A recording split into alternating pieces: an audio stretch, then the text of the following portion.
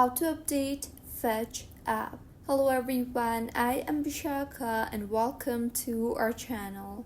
Now let's get right into the tutorial. If you want to update your Fetch app, then firstly make sure you are using a proper working internet connection, and if not, then go ahead and connect to a proper working connection. Now, in order to update the app, go ahead and open App Store on your device. Tap on the search bar there and search for Fetch app.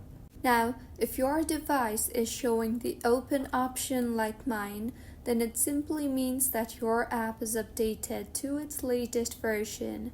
If not, it would show update instead of open.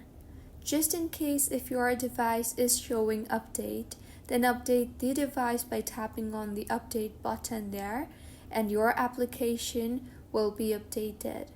So, this is how you can update Fetch app. If you find this tutorial helpful, please like the video and do comment if you have any queries.